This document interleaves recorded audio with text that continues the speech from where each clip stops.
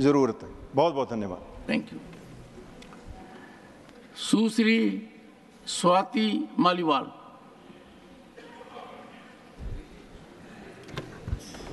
Thank you, Chairman Sir, for giving me an opportunity to speak on such an important issue. Sir, पिछले 7 दिनों में दिल्ली देश की राजधानी में यूपीएससी की तैयारी करते हुए कई छात्रों की मौत हुई है। 4 छात्रों की मौत हुई है और मैं ये मानती हूँ कि ये मौत नहीं है, हत्या है।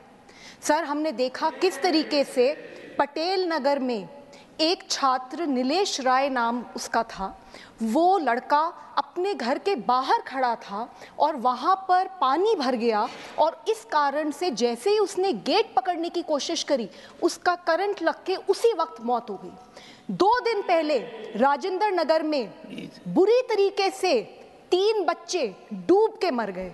वो सिर्फ अपनी लाइब्रेरी में, अपनी कोचिंग सेंटर की लाइब्रेरी के बेसमेंट में बैठे थे, पढ़ाई करने की कोशिश कर रहे थे, सामने पानी भरा और वो पानी उनके कमरे के अंदर आ गया, बेसमेंट में आ गया और 2 मिनट में तीनों के तीनों डूब के मर गए।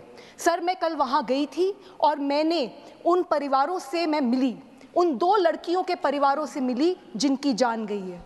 उनमें से एक लड़की सर श्रेया थी, 25 साल की थी, अंबेडकर नगर से सर यहाँ दिल्ली आई थी पढ़ने के लिए। उसके पिताजी किसान हैं, उन्होंने बहुत संघर्ष कर उसको दिल्ली भेजा था। उनका एक ही सपना था कि मेरी बेटी आईएएस अफसर बनेगी, मेरी बेटी इस देश का नाम रोशन करेगी। सर, हम देखते हैं कि किस तरीके से इस देश में ऐसी बहुत बेटियां हैं जिनको ये सहूलियत नहीं मिल पाती, जो अपने सपने नहीं पूरे कर पाती।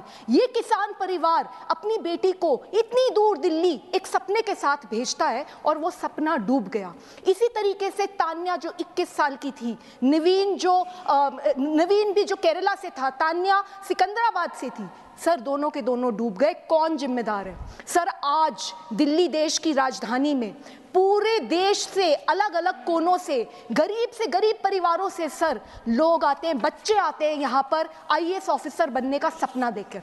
सर, वो सिर्फ अपने लिए नहीं आते, वो एक ऐसा सपना लेकर आते हैं कि हम इस देश की गवर्नेंस में बदलाव लाएंगे, हम भ्रष्टाचार खत्म करेंगे, हम अपने गांव का, हम अपने शहर की स्थिति सुधारेंगे। और सर, इन बच्चों के साथ ऐसा होता है, किसी की कोई जवाबदेही नहीं है। सर, हम ये देखते हैं, मैंने कल जाके देखा राजेंद्र नगर में हर दूसरे घर में इस तरीके का सेंटर खुला हुआ है, इलीगल सेंटर्स खुले हुए हैं। तो इन इलीगल सेंटर्स को कैसे खोला जा रहा है? आप देखिए, अगर कोई भी अपना दिल्ली में कोई घर बनाता है, अगर घर में थोड़ा सा भी कंस्ट्रक्शन ज्यादा हो जाता है, तुरंत एमसीडी वाले आ जाते हैं, तुरंत वहां पे वो हल्ला करते हैं और इतना बड़ा इलीगल सेंटर पे सेंटर बने जा रहे हैं और किसी को पता ही नहीं चला। तो बहुत बड़े भ्रष्टाचार का मामला है जो आपके माध्यम से मैं यहाँ पे पेश करना चाहती हूँ। सर, हमें ये भी देखने को मिलता है कि थोड़ी सी बारिश होती नहीं और दिल्ली में कई इलाकों में ऐसा हाल हो जाता है कि नाव लेके निकलना पड़ जाए लोगों को। तो ड्रेनेज सिस्टम को कौन साफ करेगा? क्या दिल्ली सरकार और एमसीडी की कोई जिम्मेदारी नहीं है? सर, मैं ये आपके माध्यम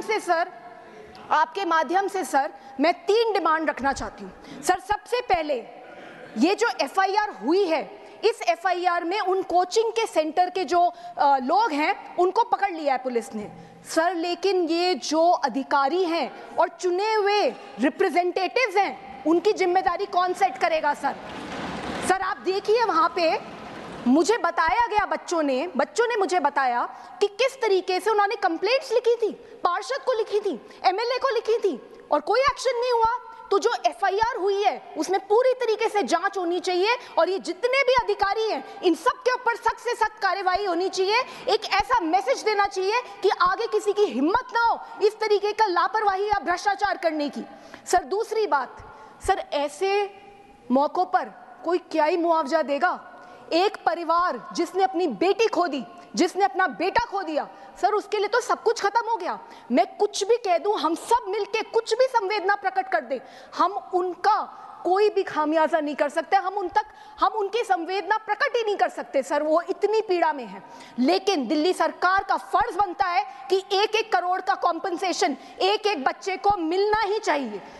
तीसरी बात सर, हम ये देखते हैं इतने सालों से यूपीएससी की तैयारी करने के लिए दूर दूर जगहों से दिल्ली में बच्चे आते हैं, पर अभी तक दिल्ली सरकार ने इस तरीके के पीजीज को, इस तरीके के कोचिंग सेंटर्स को रेगुलेट करने के लिए कोई कानून नहीं बनाया। यूपीएससी की तैयारी करते हुए जो बच्चे हैं या बाकी एग्जाम्स की तैयारी करते हुए जो बच्चे हैं, उनके वेलफेयर के लिए कोई स्कीमें नहीं बनी है, कोई गाइडलाइंस नहीं है। ये सारी की सारी गाइडलाइंस होनी चाहिए। सर, अंत में इतना कहना चाहूंगी, मैंने देखा है सर, दिल्ली में देखा है मैंने बहुत बार कि एक 100 मीटर की सड़क बनती है और उसके ऊपर 4 नेता आ जाते हैं, हमने बनाई, और उसके बाद प्रचार पे प्रचार होता है, हमने 100 मीटर की सड़क बना दीजिए, बहुत बड़ी सड़क बना दीजिए। और इतना भी देखती हूँ कि जब वहां बोर्ड लगता है ना कि किसने सड़क बनाई, उस पर भी लड़ाई हो रही होती है कि नहीं यहाँ पे मेरा नाम लगेगा। और जब उसी सड़क के ऊपर पानी भर जाता है लापरवाही के कारण से, भ्रष्टाचार के कारण से, तो सारे गायब हो जाते हैं, कोई दिख नहीं रहा। मैं कल वहां गई, मुझे बड़ी पीड़ा है इस बात की कि अभी तक दिल्ली सरकार का कोई भी मंत्री, दिल्ली सरकार का एमसीडी का कोई भी इलेक्टेड रिप्रेजेंटेटिव, कोई भी ऑफिसर इन परिवारों से नहीं मिला है। सर, आपसे यही रिक्वेस्ट है sir, please give justice sir. Doctor M Thambidurai.